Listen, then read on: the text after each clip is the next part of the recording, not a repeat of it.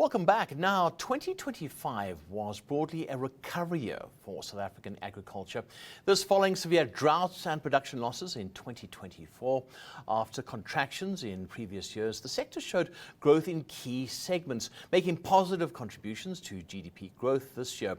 Senior economist at the Trade Research Unit at the National Agricultural Marketing Council, Thabile Nkunjana, joins us now for a full perspective on the year that was. Thabile, just take us through what we've seen so far. I mean, the first quarter, I remember getting those results and thinking, yay, it is a recovery year. What happened after that? It's been a little seesaw in places. Certainly, 2025 was a year that a lot of people, anticipated to be a horrible year, specifically for the agricultural sector, given a number of factors. One, you're mentioning something important about April. So when we were somewhere there was a period where we were coming from a year that was, significant, at least known for drought. That was the previous season. But because of the better rains that we have received excessively until a bit later for the summer crops around March to April there, we've seen quite a bit of a better production compared to that. And as a result, as we are speaking now, we have a new record for the soybean of around 2.7 million. That is in history in South Africa. We have never produced that before. And a closer number we produced around that time, around those number, it was in 2023. And generally for the grains, the summer grains, we're standing around 20.2 million, which is something that we're very optimistic that given the fact that we are still seeing some bit of a positive, probably we can still see a little bit increase to those numbers. And then of course there were issues around the Trump and tariffs, a little bit of trade restrictions here and there, and particularly for the citrus. And citrus is one of the key commodities that South Africa exports, and we generate a lot of revenue from it. So those are some of the key issues that and also for the machineries. Machineries are some of indicators that we see that if there's a bit of indication that there's a bit of activities there, it normally indicates a positive sentiments from the sector at large. And we've seen quite positive developments as well as that. So in a nutshell, broadly, so those are some of the developments that would say we have been very much fortunate going forward until even the citrus itself having to record a new record. Yeah, I just want to look at some of those restrictions and some of those headwinds. US President Donald Trump with his 30% tariffs. I know that some of our exports, like you said, citrus going off to the US, it's been a bit of a problem. How bad has that been for us? How has that affected us? So I think for this year, which is 2025, I would say that the South African agricultural sector was fortunate in a way, because what has happened, there are a number of things that sort of overshadowed the tariffs. For one of those factors was the fact that the tariffs that were to be implemented to South Africa, they got into effect a little bit later on, when we already exported larger proportions of our exports that we sell, particularly for the citrus, to the US. So that played a part in that. And then generally, we also had quite a bigger crop in terms of the production, given the fact that we had quite good conditions in terms of the production. We didn't really see a number of frost that will damage the crop, and also generally the weather allowed it. And then the second factor was that we've seen the fact that this northern hemisphere region, so their citrus getting out of market a little bit earlier than it normally does, and that allowed South Africans, to push more volumes than they will typically do, especially in the first few weeks of the season that it starts in terms of us sending our products to the northern hemisphere. So those are some of the key factors that sort of allowed South Africans to dodge, if I may put it in that way, in terms of the tariffs. But for the coming year, then it will probably be a different situation. But for now, we are still just happy about what we have experienced so far. Yeah, you see, this is the problem, because we've had this whole raid at that immigration center, and the United States then releasing a statement saying, we're very angry with you. There are going to be repercussions.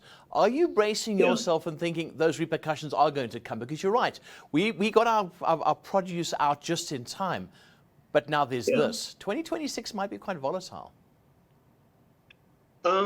Specifically with the US market, we are heading towards a very bumpy road. I was communicating this with some of the colleagues, that are within the space, analysts and economists, that, we might have been lucky for this year, but given the current, situation, with the situation between South Africa and US, it seems to be getting out of hand. If there's anything sort of getting better, there's a lot of, every day you see new developments, be it the US threatening South Africa for some of the things that you're not happy about, and then South Africa responding, in a manner that, one would, especially if you're from the US part of things, you would say you're not really happy about it. So there's just a lot of fluidity in terms of how we are handling the diplomacy between South Africa and the US for now.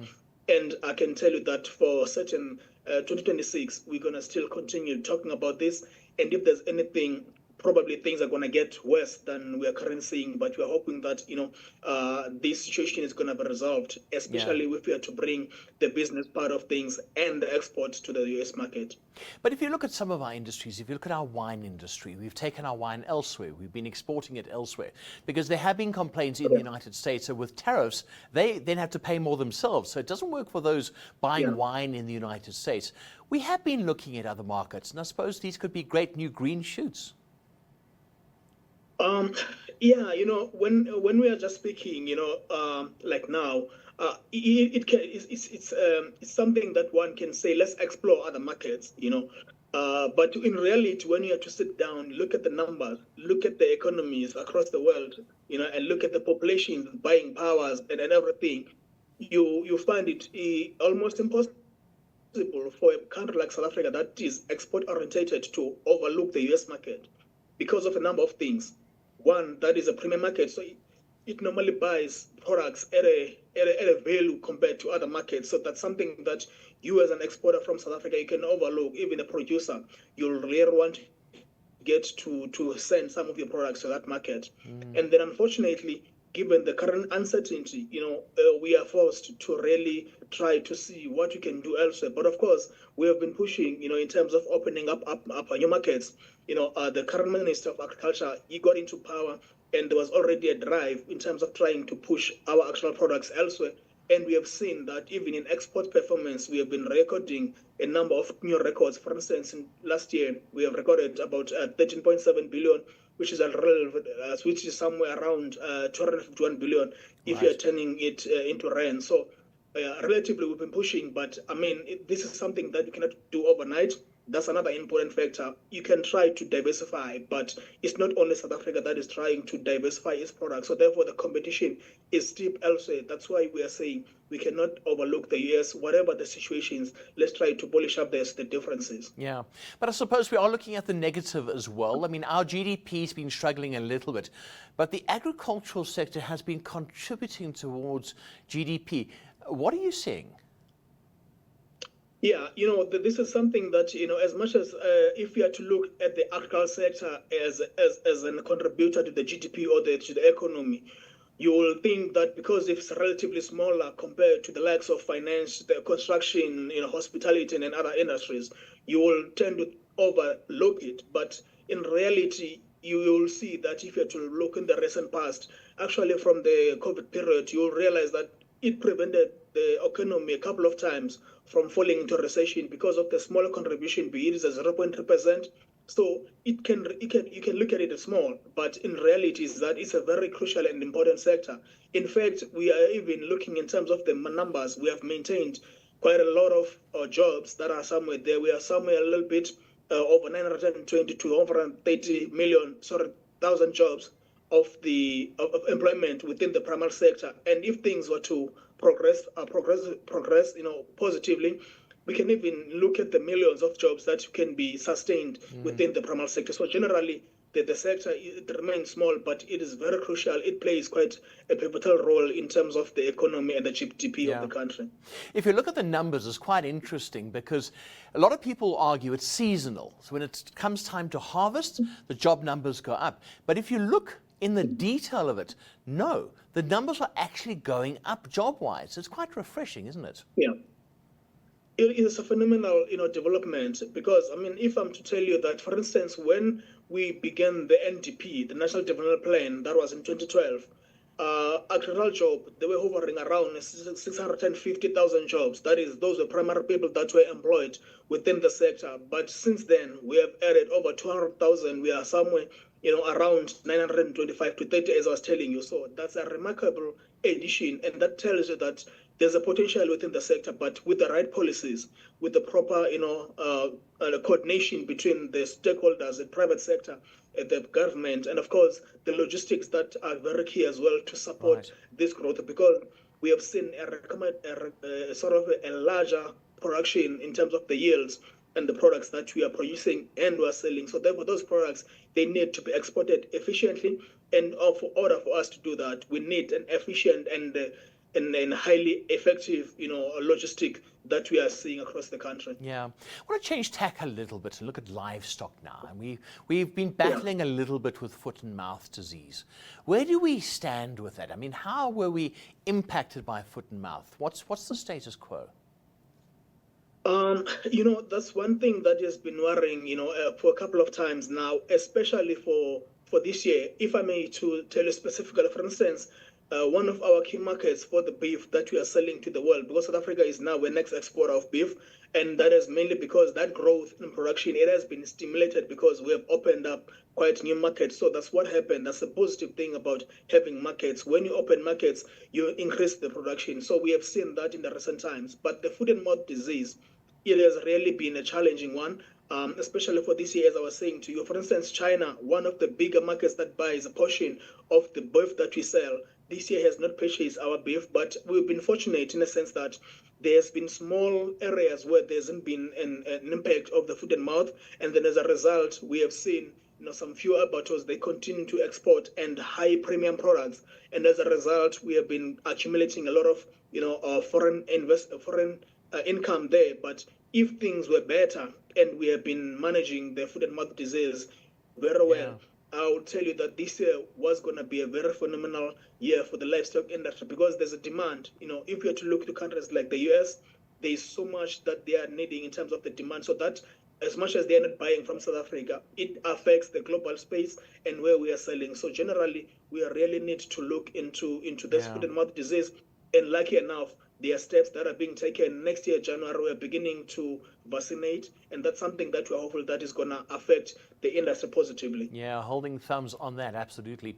But generally, the agricultural sector, like I said, very healthy at the moment. And we've got La Nina. Now, that means we've got rainfall coming in 2026, and that means farmers are smiling. Certainly. I've been moving around a couple of times, around this time when we are going home, preparing, we tend to move a lot. And you'll stop around some farmers and just observe and talk to some of them that you can get access to. They have been positively, happy about almost the developments. And as far as the summer rains, we have seen quite some nice rains across the country. Actually, in some areas, there have been fears that the excessive rain might damage crops, but at least in certain days, we are seeing some bit of a break in terms of the rains. That sunlight is needed there, and as a result, it's generally positive. And if it's anything good, we're going to probably have to see another harvest that is going to be larger again for 25 to 2026. But generally, the picture is positive for both grains, horticultural products, the fruit, and the vegetables. Oh, that's fantastic news. Thabile, thank you so much for coming on to the close this evening, and all the best for 2026. Appreciate you taking the time. Certainly. Thank you. Thank you. That was Thabile Nkunjana, Senior Economist at the Trade Research Unit of the National Agricultural Marketing Council.